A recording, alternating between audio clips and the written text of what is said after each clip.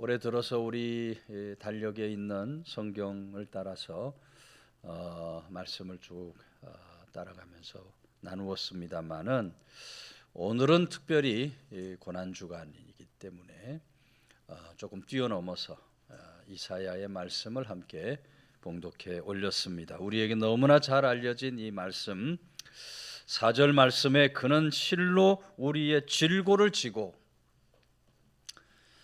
예수 그리스도께서 우리 질고를 지시고 고난의 십자가 감당하신 이사야를 통해서 오래전에 예고되고 있는 예수님의 순환에 대한 이 말씀, 오늘 순환주간에 주시는 말씀으로 우리가 함께 나누면서 이 말씀 앞에 우리 모두가 새롭게 각오와 결단을 드릴 수 있는 귀한 시간 되시기를 주의 이름으로 축원해 드립니다.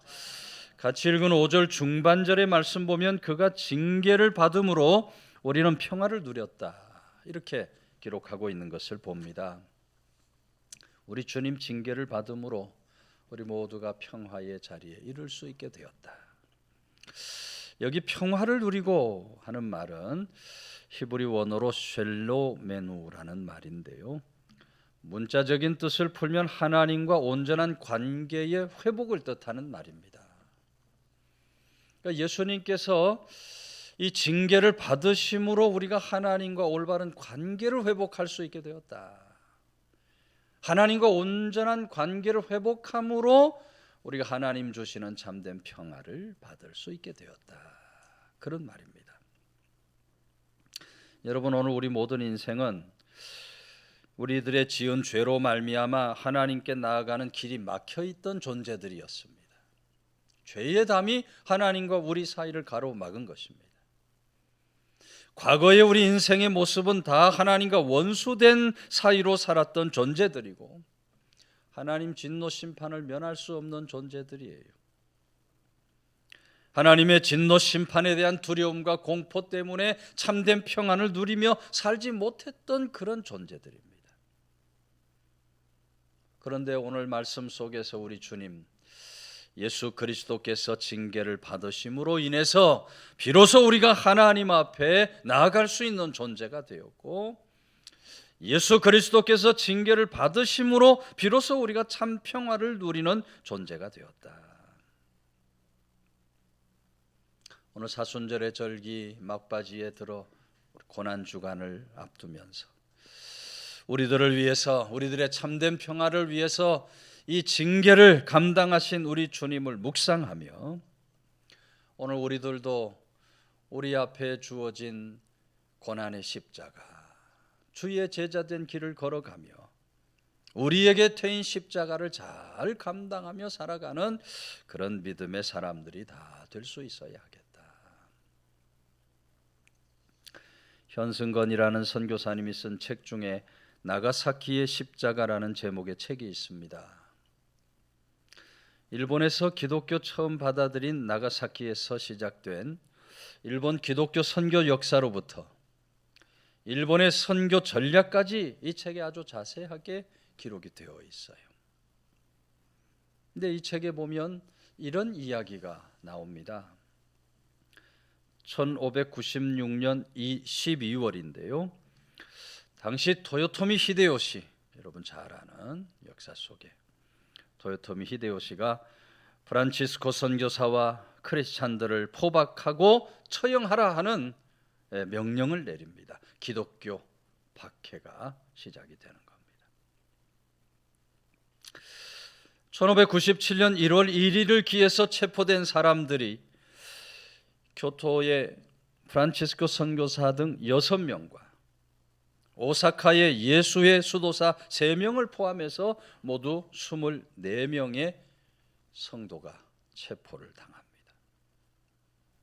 그 중에 최연소자인 12살 루도비코 아바라키와 3명의 소년도 이 성도들 가운데 포함이 되어 있었다. 토요토미 히데요시가 백성들에게 뭔가 본보기를 보이기 위해서 저들의 왼쪽 귀를 전부 자르도록 명령을 내립니다. 저들이 귀가 잘리고 손에 묶인 채로 손이 뒤로 묶인 채로 세 사람씩 소가 끄는 마차에 실려 교토, 오사카, 사카이의 거리로 끌려다닙니다. 그런데 그 행렬을 구경하던 사람들이 모두 깜짝 놀라는 거예요. 포박을 당한 채 끌려가는 그 그리스도인들이 한결같이 천사와 같은 얼굴로 주기도문을 암송하며 끌려가는 겁니다. 죽음이 앞에 있지만 그리스도인으로서의 참된 믿음을 저들에게 보여주고 있는 거예요. 히데요시가 24명 나가사키로 끌고 가서 십자가에 매달고 창을 찌르는 극형에 처형하라 하고 다시 명을 내립니다. 히데요시는 백성들이 그렇게 죽는 저들의 모습을 바라보면서 누구도 예수 믿으려고 하지 않을 것이다, 그런 생각을 한 거예요. 그런데 그 참상을 지켜보는 백성들은 저들이 무슨 죄가 있다고, 죄도 없는 저들을 어떻게 저렇게 처형할 수 있을까 한탄하며 동정을 금치 못했다 그래요. 24명 나가사키로 가는 동안 2명의 그리스도인들이 늘어서 모두 26명이 되었습니다. 그 나가사키로 가는 동안 관리 중에 한 사람이 그 중에 제일 어린 아바라키를 불러서 회유를 하는 거예요. 지금이라도 너 예수님 믿지 않겠다, 예수님 버리겠다 그러면 너 살려줄 테니까 예수님 부인해라. 그리고 회유를 해요. 그런데 여러분, 12살밖에 되지 않은 이 어린 아바라키가 뭐라 그러냐면, 잠시뿐인 인생과 영원한 생명을 바꾸는 것은 의미가 없습니다. 12살 사나이가 말이죠, 담대하게 관리에게 잠시뿐인 인생과 영원한 생명을 바꾸는 것은 의미가 없습니다 그러면서 예수님을 부인하지 않는 겁니다. 1597년 2월 5일 오전 10시 26명의 크리스찬이 나가사키의 나시자카 언덕으로 올라갈 때 저들 앞에, 눈앞에 26개의 십자가가 있는 것을 보게 됩니다. 그런데 그 십자가를 보자마자 저들이 그 십자가로 달려가서 자기가 짊어질 십자가를 감싸 안았다 그래요. 그 광경을 지켜보던 4,000명의 일본인들이 모두 다 눈물을 흘렸다.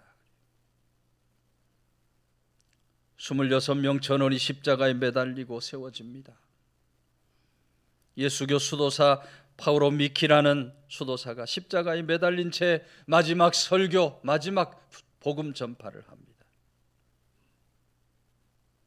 지금 죽음을 앞에 두고 여러분들을 속일 생각이 전혀 없습니다. 인간의 구원을 위해 기독교 외에는 다른 길이 없다고 단언코 말씀을 드립니다. 우리 주님의 가르치심이 자신에게 해를 끼치는 사람들도 용서하도록 가르쳤기 때문에 저를 죽이려는 사람들을 모두 다 용서합니다. 오히려 저들과 여기 모인 모든 일본인들이 그리스도의 성도가 되기를 간절히 소망합니다.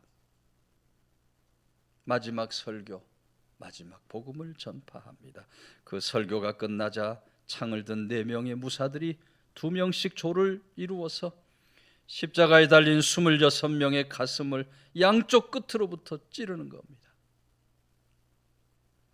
창끝이 번쩍일 때마다 저들은 예수님, 예수님을 외치고 천국, 천국을 외치면서 아주 평화로운 모습으로 순교의 길을 걸어갔다. 여러분, 현승건의 나가사키의 십자가, 실제로 있었던 이 일화의 이야기가 우리에게 무엇을 말해주는 겁니까? 오늘 우리들이 참된 그리스도인이 되려면 오늘 우리들도 우리 주님이 걸어가신 그 고난의 길, 그 십자가를 우리도 잘 감당하면서 주님의 자취를 따라갈 수 있어야 한다는 것입니다. 여러분, 참된 그리스도인으로서 우리가 십자가를 잘 감당할 때 오늘 우리 주님께서 징계를 받음으로 평화를 누린 것처럼 우리 모두도 십자가를 잘 감당함으로 약속하신 우리 주님의 참된 평화를 받아 누리며 살아갈 수 있게 된다. 사순절의 절기, 마지막 고난 주간을 앞두고 우리들을 위해서 십자가를 감당해 주시고 징계를 받으심으로 참된 평화를 주신 우리 주님, 주님의 그 은혜와 사랑 앞에 감사 찬송을 고백하며 나아갈 수 있는 귀한 성도들이 다 되시기를 주의 이름으로 축원해 드립니다. 5절 후반절의 말씀은 그가 채찍에 맞음으로 우리는 나음을 받았도다 그랬어요. 여기 채찍을 맞음으로 나음을 받았도다 할 때 나음을 받았다 하는 말 히브리 원어로 역시 나르파라는 말이에요. 나르파라는 말. 근데 이 나르파라는 말은 육체적인 회복만이 아닙니다. 정신적이고 영적인 모든 회복을 가리키는 말이에요. 그러니까 우리 주님께서 채찍에 맞으심으로 우리 모든 육체의 질고를 다 해결해 주셨고, 우리 주님께서 채찍에 맞으심으로 우리 모든 영적인 문제도 다 회복을 받을 수 있게 해주셨다. 여러분, 인생은 누구나 사망에 이르는 질병에 사로잡혀 살아가는 존재들입니다.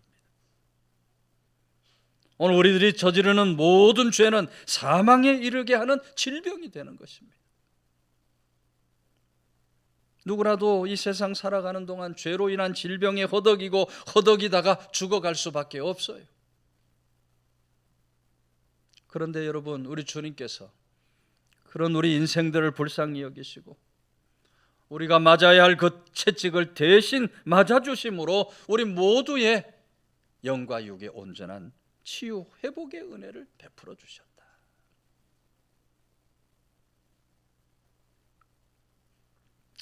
조엘 오스틴 목사님이 쓴 책 중에 긍정의 힘이라는 유명한 베스트셀러 책이 있습니다. 이 책에 보면 조엘 오스틴이 그 어머니인 도디 오스틴의 간증 이야기를 쓰고 있는 것을 봅니다. 그 어머니가 1981년 12월 간암 말기 판정을 받게 됩니다. 남은 시간 몇 주밖에 없습니다. 의사가 그래요. 간암 말기니 몇 주밖에 살 수 없다고 시한부 선고를 내리는 겁니다. 근데 그 어머니가 그 이야기를 듣고는 집으로 돌아오자마자 하나님 앞에 엎드려 부르짖어 기도하고 간구하기 시작했다 그래요. 목사인 남편과 함께 하나님 앞에 치유를 구하는 그런 간구를 드립니다. 기도를 마친 후에 그 남편인 존 목사님, 조엘 오스틴의 아버지 목사님이죠. 존 목사님이 믿음으로 이렇게 선포합니다. 무화과 나무를 저주하신 예수 그리스도의 이름으로 암의 뿌리를 저주하노니 아내에게서 떠나갈지어다. 그렇게 선포를 하는 거예요. 그 어머니가 치료에 관한 성경 구절 40개를 적어서 벽에다 붙이고 날마다 선포를 했다 그래요. 주님께서 채찍에 맞음으로 내가 나음을 입었도다. 하나님은 나를 치료하시는 하나님이시다. 날마다 선포합니다. 결혼식 젊었을 때 사진을 벽에다가 걸어놓고는 저 때와 같이 건강하게 될지어다. 나는 반드시 건강하게 될 것이다. 믿음으로 계속해서 선포하고 외쳤다고 그럽니다. 가족들도 어머니를 병자로 여기지 않았다 그래요. 그 어머니가 자녀들에게도 너희는 나를 건강할 때처럼 대해라. 나는 곧 건강하게 될 것이다. 하나님께서 나를 치료하셨다. 나는 죽지 않고 살 것이다. 나는 하나님의 역사를 선포하게 될 것이다. 그렇게 이야기를 했다. 여러분, 어떻게 되었겠습니까? 한 주가 지나고 두 주가 지나면서 죽음의 날이 다가오는데도 몸이 점점 좋아지는 반대 현상이 일어나는 겁니다. 오히려 식욕이 막 생기니까 날마다 음식을 맛있게 먹으면서 회복이 되어가는 거예요. 회복이 되어가요. 의사 몇 주밖에 못 살 것이다, 몇 주 후에 죽을 것이라 했는데 그 몇 주 동안 오히려 건강이 더 좋아져 가는 거예요. 여러분, 그 후에 이 조엘 오스틴 어머니가 무려 42년 지금까지 더 살면서 89세가 됐어요. 지금도 건강하게 책도 써서 암을 극복했다는 책도 써가지고 가는 곳곳마다 하나님께서 내 생명을 건져 구원해 주셨다 고백하고 간증하며 살아가고 있는 줄로 믿으시기를 바랍니다. 여러분, 오늘 우리 주님께서 채찍에 맞으심으로 우리 영과 육의 모든 질고를 치료해 주신 것입니다. 오늘 영적으로 육적으로 병든 사람이 있다면 담대하게 선포할 수 있어야 합니다. 예수 그리스도의 이름으로 병마를 물리치고 우리 모든 질고를 짊어지신 예수 그리스도의 이름으로 모든 병마에서부터 이기고 승리하는 그런 복된 삶을 우리가 살아갈 수 있어야 한다. 조엘 오스틴의 어머니처럼 주께서 채찍에 맞음으로 내가 나음을 입었도다 믿음의 고백을 드리며 우리 영과 육의 온전한 회복 치유의 역사를 주신 우리 주님 앞에 감사와 찬송을 드리며 살아갈 수 있는 귀한 성도들 다 되시기를 주의 이름으로 축원해 드립니다. 6절 말씀은 우리는 다 양 같아서 그릇 행하여 각기 제 길로 갔거늘 여호와께서는 우리 모두의 죄악을 그에게 담당시키셨도다 그랬어요. 담당시키셨도다 하는 말은 죄악을 떠넘기셨다는 말입니다. 죄악을 떠넘기셨다. 그러니까 하나님께서 아주 단호한 의지로 모든 인생의 죄악을 아들 예수 그리스도에게 떠넘겨 버리셨다. 여러분, 같이 읽은 본문 5절 상반절에도 그가 찔림은 우리 허물 때문이고 그가 상함은 우리 죄악 때문이다. 우리 허물, 우리 죄악 때문에 예수님께서 찔림을 당하시고 상함을 받으셨다.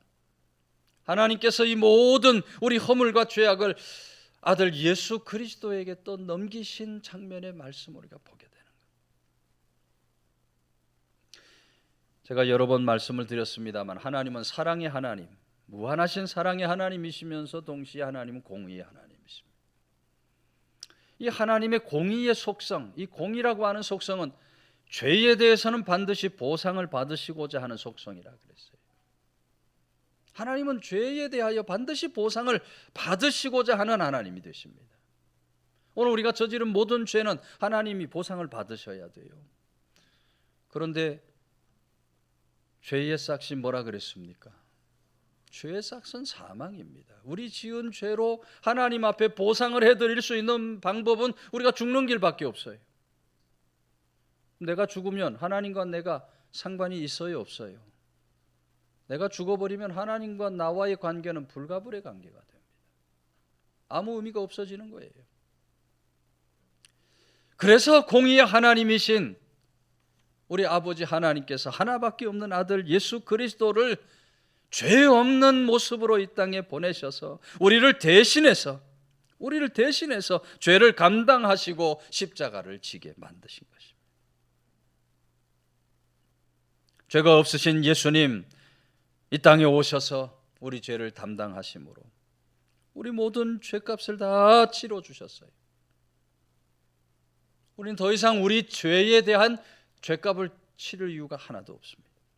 누구든지 예수 그리스도 안에 있기만 하면 결코 정죄함이 없는 삶을 살아갈 수 있습니다.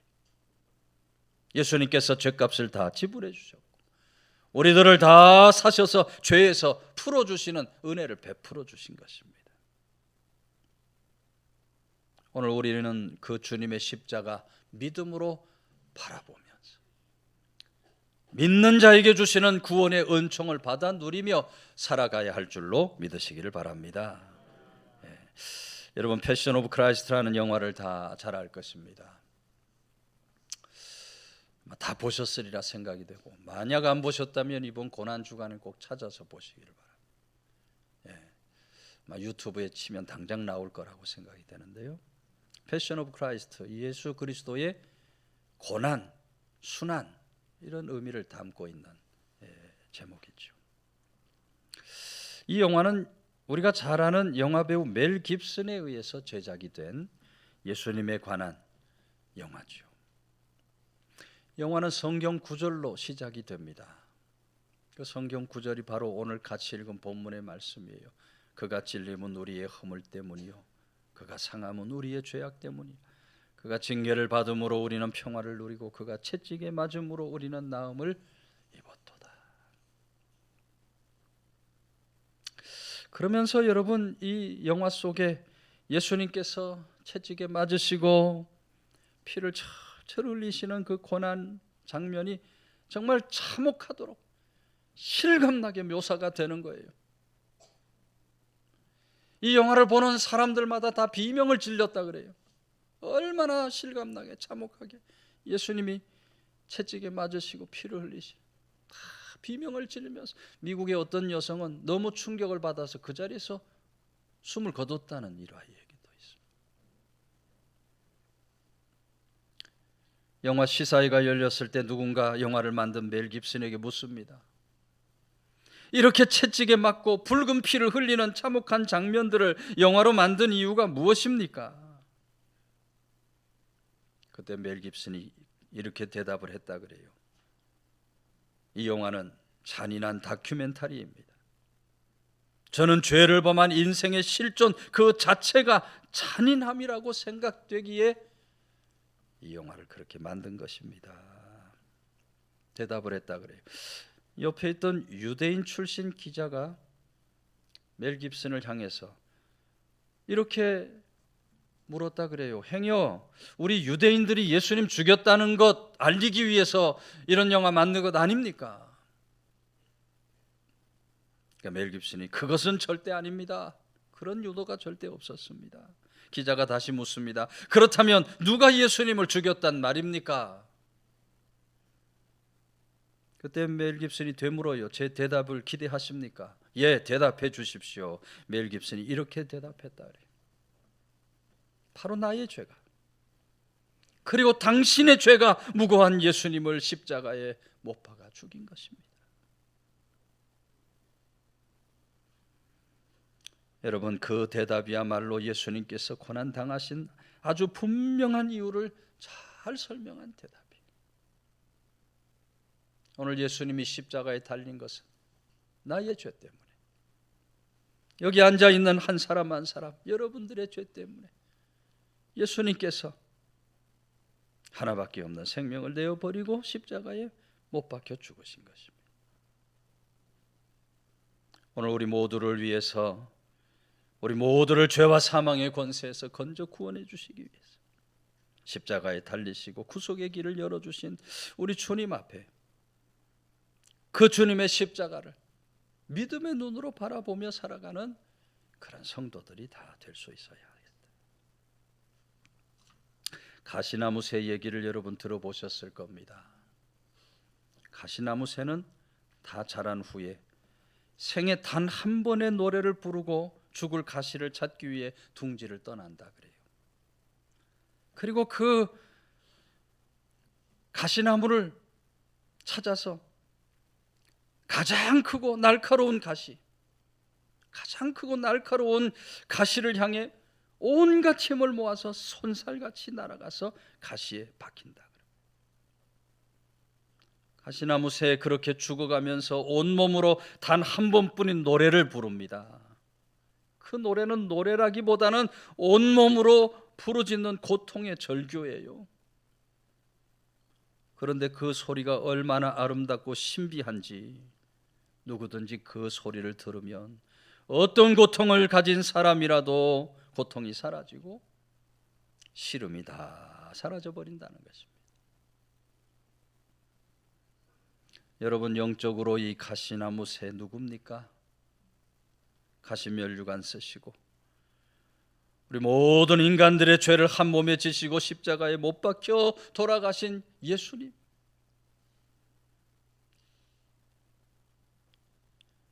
여러분, 예수님은 가시나무 새와 같이 우리들을 위해서 십자가의 죽으심으로 구속의 길을 열어 주신 줄로 믿으시기를 바랍니다. 여러분, 교회를 얼마만큼 오래 다녔느냐가 그리스도인임을 결정하는 것이 아닙니다. 어떤 직분을 가지고 살아가느냐가 그리스도인임을 결정하는 것이 아닙니다. 이 주님의 십자가를 믿음의 눈으로 바라보느냐 바라보지 못하느냐, 그것이 바로 믿음을 가름짓게 되는 것입니다.